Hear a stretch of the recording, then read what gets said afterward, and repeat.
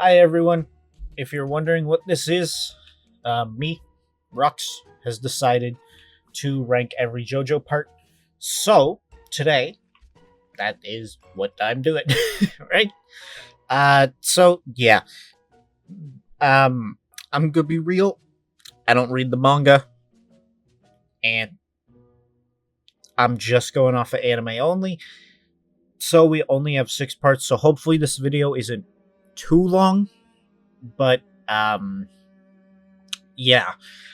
This is gonna be interesting. I'm gonna be real. You guys are gonna be mad at me, but well, that's life. Alright. So, do you guys want me to rank them in actual watch order? Not like watch order for what normal people do, but how I watched them.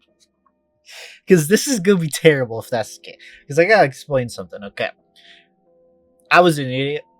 I'm gonna be very real.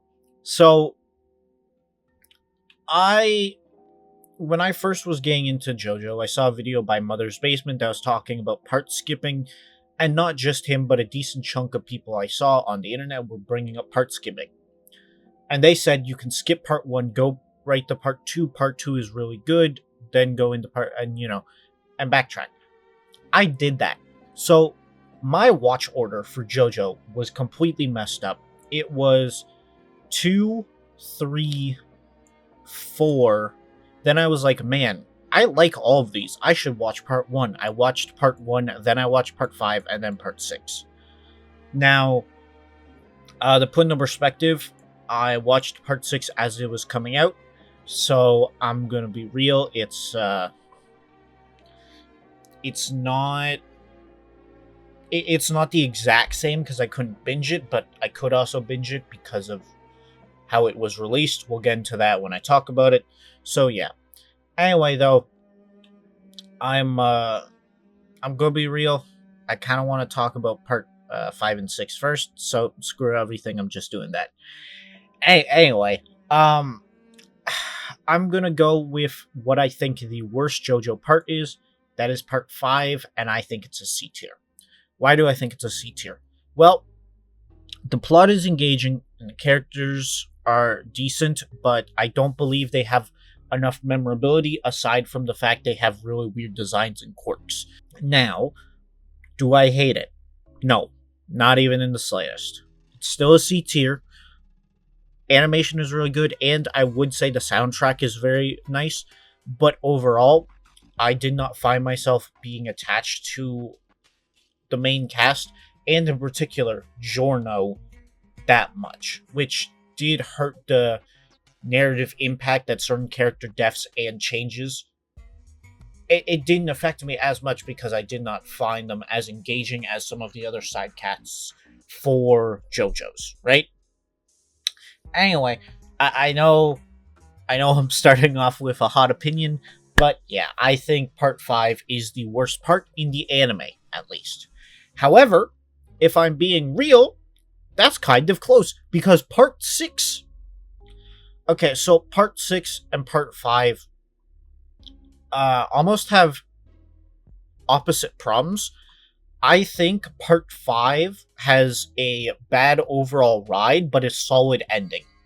Whereas part 6, I would say I had more fun with part 6 overall, like as a whole experience going through it, but that the ending was worse. I think the ending didn't provide the proper satisfaction that I believe a JoJo part should, and I think that it didn't necessarily live up to the hype that its own part created for, well, it didn't live up to the hype that it gave itself. And while I do think Poochie in particular is a pretty good villain, I don't think that he is the best in the series. Maybe top 3, but when you have Jolene, who I don't think she's in the top half of the JoJo's either. It just leads to the overall ending being worse because I really think they could have made a major breakthrough on Jolene's character and Poochie if they would have had those two interact for the finals. And keep in mind, there are decent spoilers. I'm not going to spoil too much, but simply put, they're part of the ending, but Jolene in particular does not do a major component for the final act, which I think does discredit to her. It does help with the overall show because it does build up a side character very nicely, but I would not say that it helps the story in a meaningful way, and I think that it gives her less to do, which means she comes across as a less capable and less strong Joestar, which is not something you want in especially a series like this. Also, on top of that, Netflix, guys, you sucked. I'm gonna be real. You know, I no hate to you as individuals, but you should have released this weekly. Like, if this part was released weekly, I genuinely think it would have been better because the batches did cause not only problems in the fandom, but just as the anime whole.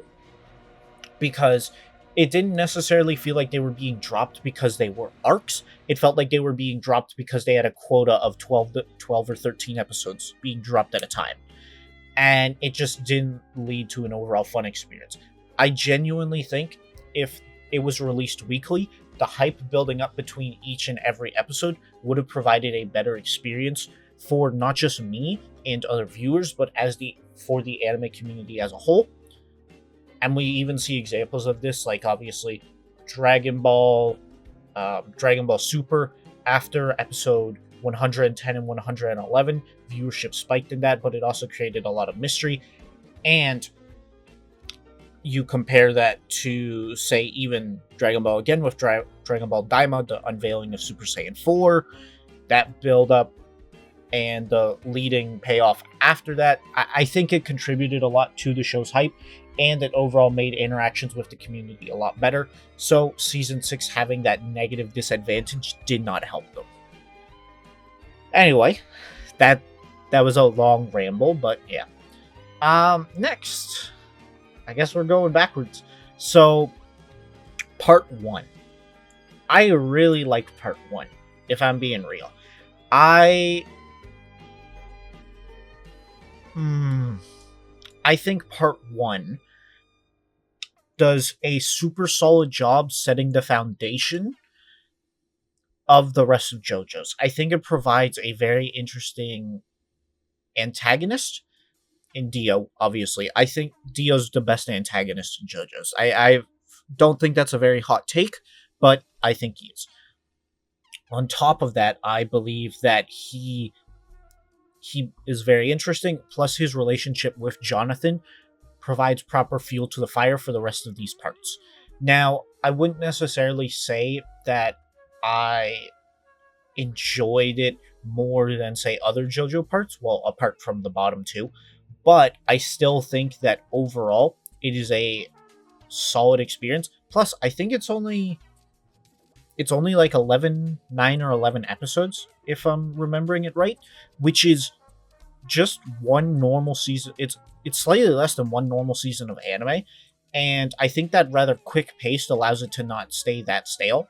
Because with these two in particular, I would say, especially part 5, the side cast is not super engaging, and you're stuck with them for, over, I think part 5 is like 30 something episodes, and you're with them for that amount of time. It does give them more room to evolve and develop, but at the same time, I would say that it just isn't over.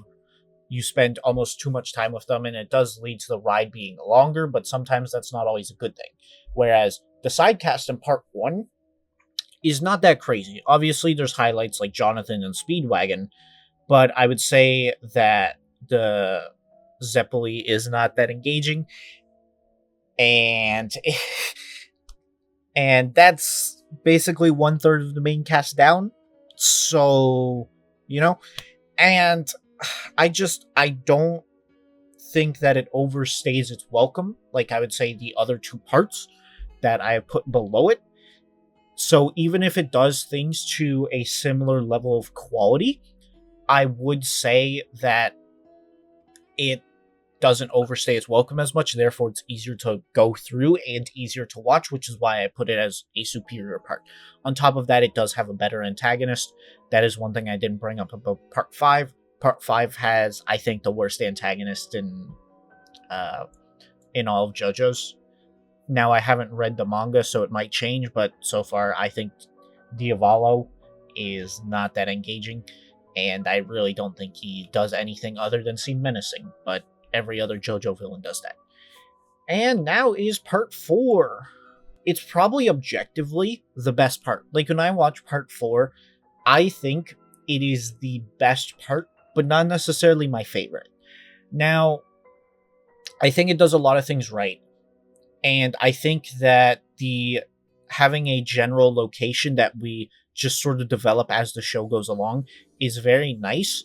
And I think it provides I think it probably overall has the best supporting cast. But as a whole, I wouldn't say any individual character is better than a individual character from, say, part 2 or part 3, or even part 6 if I'm being real. But I think that as a whole, everyone brings something or other to the plate that it just allows the sidecast to feel really developed and really lived in, which is something really nice, especially in JoJo, where I would say the sidecast is often quirky, but not necessarily a prevalent positive, if that makes sense. And I think on top of that, I think Josuke is interesting. I think he provides a mixed balance of brutish behavior, where he almost feels like a delinquent, but he still has enough intelligence to provide interesting combat. And on top of that, Kira is a fantastic villain. Now, obviously, if you don't like slice of life, I don't think you'll like the beginning half of part 4, but at the same time, that second half is really good. I do think its beginning holds it back a little bit, but I think that overall it's a really solid experience, and I think objectively it is the best JoJo's, not necessarily my favorite, if that makes sense. Now, let's move on to part 3. And part 3 has a similar problem where I would say its earlier half is not that great. I would say probably the first couple episodes when the crew is getting together, when they're building up their gang of combatants and stand users, and they're beating people and gaining new allies and stuff like that. That's pretty good. And the ending's phenomenal, but I'll talk a little bit more about that later. But the middle section where they're just going from location to location, meeting and fighting different stands, where it feels very Monster of the Week, it's not bad. I don't want to make it sound bad, but it is the part that I think holds it back the most. I was talking prior about part 5 kind of dragging its feet. I think part 3 also drags its feet as long. It is the longest JoJo part, and I think part of that is the Monster of the Week formula, where I genuinely think you could cut some of that out, because it really does, I don't want to say feels like filler, but it kind of does, and it doesn't feel like they progress very far narratively or character-wise during those episodes, which can be displeasurable for the viewing experience. Like, I'm going to be very real. And obviously, you need a lot of creative fights, which is something part 3 does do very well, since they have an abundance of different stand users, and since they're meeting a different stand user all the time, it does allow every fight to be very unique. For example, I think that arguably one of the best fights in JoJo is the poker fight in part 3, where they're trying to get information out of one of Dio's henchmen through a game of poker. I genuinely think that is probably one of the best fights in all of JoJo's, if not like top 5 in all of JoJo's. And if I'm being real, that was against probably one of the lesser important adversaries they had to face. But it's still such a phenomenal scene, moment, fight that I just can't help but love it. And that's why, as much as I criticize the part 4 having a overall monster of the week format, I still think it does provide a lot of value just because of the level of unique fights you can get out of it. Obviously, not as much as later parts, like part 4 has really unique fights, so there's part 5 and part 6. But if I'm being real, I think part 5 and part 6 start to get a little too wacky. And part 3 is a little. So if we have a scale of crazy to calm, and there's 1 to 100. I think these are around probably like 70 or 80. And this one's probably a 60, whereas I would say part 3 is around a 40. So they haven't hit a perfect balance yet. Or no, I would say part 4 is probably the perfect balance where it's wacky, but it also feels like they can fight. Whereas later parts after 4, I think, get a little too weird with their abilities to the point where it starts feeling like hyper-specific scenarios that really don't feel that plausible for anyone other than this very moment at this very second. So it feels less like a stand user living in the world who has the ability to fight, and more like a perfectly crafted obstacle for this exact moment in time. Which, to be fair, some people like. Some people like that. I'm not trying to take anything away from you. But I think that having stands that feel not as actual abilities obtaining to a person, but rather temporary obstacles for this exact moment at this exact time makes the world feel less lived in, and it makes the combatants feel more shallow, ironically enough, even though their arsenals are so much more creative. Anyway, I know I've talked a lot, but there is one more thing I want to talk about, and that is Jotaro's fight with Dio. You all know that's... Dude, that's the best fight in JoJo's. Like, my favorite? I don't know. I'll have to... I don't know if it's my favorite, but man, it feels so satisfying watching Jotaro finally use time stop in order to beat Dio, and him willing that ability into existence just to fight Dio to, not save, but avenge his grandfather and all of his friends. It's great. It's fantastic. That fight's amazing. When part 3 ends, it really does feel like you've completed a long journey. And while that journey definitely had some lows, it also had some high highs. That's why I think it deserves to be in A tier. Also, on top of that, one last thing, the side cast. I wouldn't say it's the best out of JoJo's. I think part 4 does have it beat in side cast. And even part 2, if I'm being real. But I think that it does provide enough characteristics and enough development. You know who I'm going to talk about. Polnareff! But yeah. I think that it does enough on the development side and the characteristics where it leads to the group feeling developed and properly hopeful, or not hopeful, fleshed out. So even when some of the members go down, you're still very hopeful of the future going ahead. Also, Polnareff. Listen, bro.